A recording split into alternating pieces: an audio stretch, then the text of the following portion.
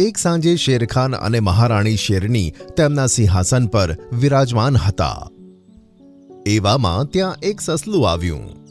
શેરખાન, મારે મોન્ટુ વાંદરાની વિરુદ્ધમાં તમને ફરિયાદ કરવી છે. શું કર્યું છે મોન્ટુ વાંદરાએ? હું મારી પત્ની પાસે બેસીને ગાજર ખાઈ રહ્યો હતો. એવામાં મોન્ટુ વાંદરો આવ્યો અને અમારા ગાજરને ચોરી લીધા અને ઝાડ પર બેસીને અમને ચીડાવતા ચીડાવતા બધા ગાજર ખાઈ ગયો.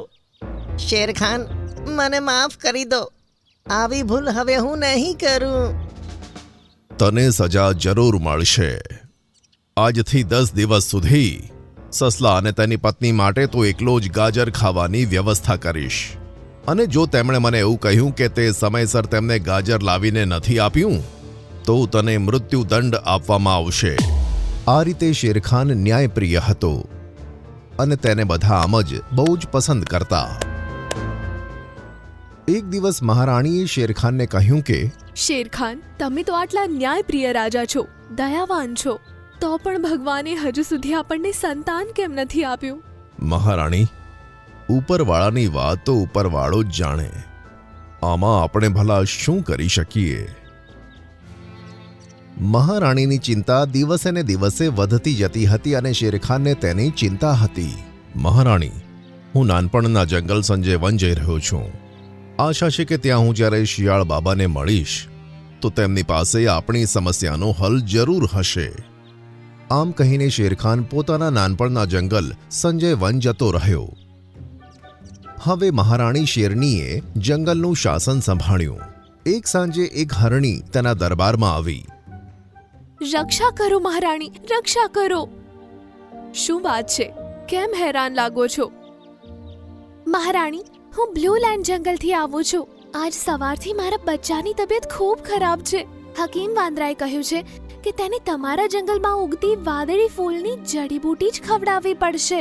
માત્ર તેનાથી જ તેનો જીવ બચાવી શકાય છે. ઠીક છે, તું અમારા જંગલમાંથી તે જડીબૂટી લઈ જઈ શકે છે. તે જડીબૂટી કાળા પહાડ ઉપર મળશે. પણ મને તમારા જંગલ વિશે કાંઈ જ નથી ખબર મહારાણી.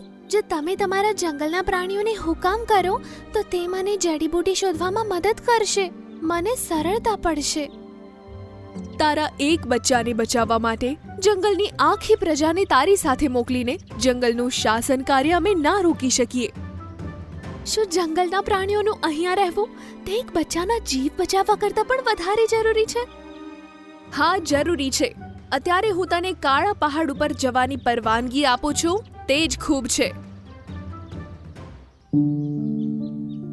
આ બાજુ શેરખાન પણ શિયાળ બાબા પાસે પહોંચી ગયો હતો.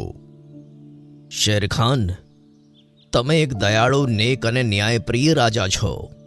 તેથી મારી સિદ્ધિ પછી મેં જે પણ ફળ પ્રાપ્ત કર્યું હતું તે હું તમને આપું છું.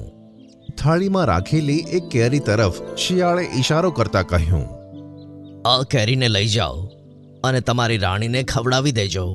પછી તમને સંતાન પ્રાપ્તિ જરૂર થશે. આભાર શિયાળ બાબા.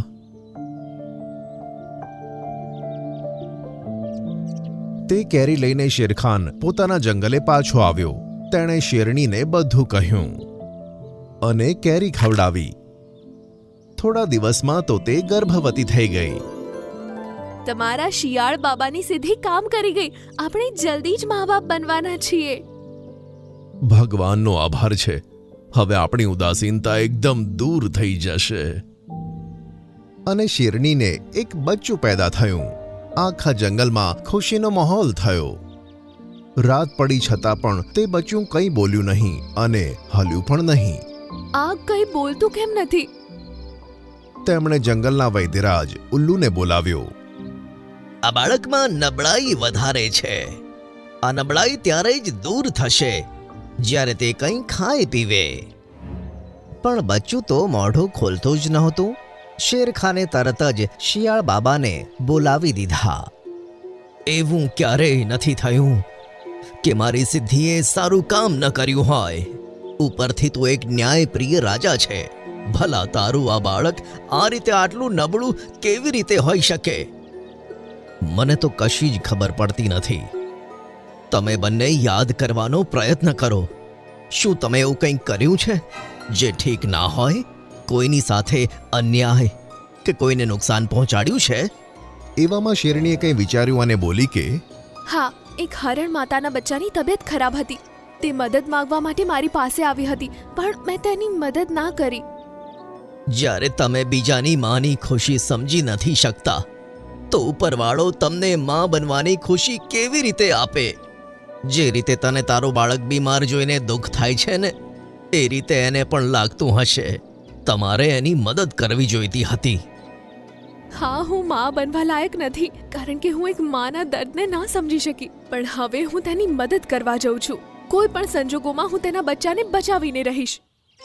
આમ કહી શેરણી એકલી જ કાળી પહાડી તરફ દોડી પડી. હું પણ જાઉં છું. ના, આ તેને એકલાએ જ કરવું પડશે. શેરણી કાળી પહાડી પહોંચી તો ત્યાં જ તેણે હરણી માને જોઈ. કાળી પહાડીના ગેટની પાસે બે ચિત્તા બેઠા હતા. હું મારા બચ્ચાને કેવી રીતે બચાવું? ત્યાં જતા જ મને ચિત્તાઓ ચીરી ફાડી નાખશે. હરણ માતા, હરણીમાં શેરણીને પોતાની સામે ઊભેલી જોઈ ચોંકી પડી. હરણ માતા, મને માફ કરી દો. તે દિવસે મદદ ના કરીને મેં ખૂબ ખોટું કર્યું. પણ એક બચ્ચા માટે માનું દર્દ શું હોય છે તે આજે મને ખબર પડી ગઈ છે. આવી વાત સાંભળી હરણી માને ખૂબ જ આશ્ચર્ય થયું. આવો મારી સાથે. બંને જણા કાળી પહાડીના ગેટની પાસે પહોંચ્યા. પેલા બંને ચિત્તા હરણીને લાલચભરી નજરોથી જોવા લાગ્યા. અરે વાહ, એક હરણી! આનું માંસ તો બહુ સ્વાદિષ્ટ હશે. હા, ચલો આનો શિકાર કરીએ. માન્યું કે તે એક હરણ છે, પણ તેની સાથે તને તારી મહારાણી સિંહણ નથી નજરે પડતી? આ સાંભળી બંને તો ચોંકી ગયા. અરે મહારાણી, માફ કરો. બોલો ને, કેમ અહીં આવ્યા છો? આ હરણના બચ્ચાની તબિયત ખૂબ ખરાબ છે. બચ્ચાને બચાવવા માટે અમને જલ્દી વાદળી ફૂલવાળી જડીબૂટી જોઈએ છે. જી મહારાણી, તમે અમારી સાથે આવો. અમે તમને બગીચામાં લઈ જઈએ છીએ. હરણીમાં અને મહારાણી બંને જણા ચિત્તાની સાથે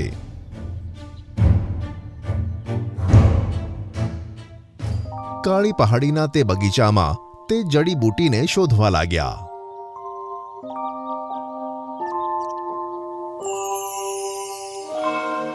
કલાકોની મહેનત પછી આસમાની ફૂલનો છોડ જોવા મળ્યો. આ જે છોડ છે મહારાણી સાહેબા. ચિત્તાએ એક છોડ મહારાણીને આપી દીધો. ત્યાર પછી બંને જણા જલ્દીથી ભાગીને હરણીમાના જંગલે પહોંચી ગયા. હરણીમાએ તેના બચ્ચાને તે જડીબૂટી ખવડાવી અને તે એકદમ સ્વસ્થ થઈ ગયો. મહારાણી સાહેબા, તમારો ખૂબ ખૂબ આભાર. જો તમે ના હોત તો મારું બચ્ચું હજુ પણ બીમાર પડ્યું હોત. ભગવાન તમારા બચ્ચાને હંમેશા સલામત રાખે. આ સાંભળી મહારાણીને તેના બચ્ચાની યાદ આવી અને આંખમાંથી આંસુ પડી ગયા. તે ઝડપથી પોતાના જંગલે દોડી પડી અને ત્યાં જઈને તેની હેરાનીનો તો પાર નહોતો. તેનું બચ્ચું પોતાના પગ ઉપર ઊભું હતું અને સહી સલામત માંસ ખાઈ રહ્યું હતું. તેની પાસે જ શેરખાન અને બીજા જાનવરો ઊભા હતા. અરે, મારું બચ્ચું તે ઠીક કેવી રીતે થયું? જ્યારે તે એક માના બચ્ચાનો જીવ બચાવ્યો ને, ત્યારે ભગવાને પણ તને એ ખુશી આપી જે ખુશી તે માને આપી હતી. આ સાંભળી શેરણીમાં ખૂબ જ ખુશ થઈ ગઈ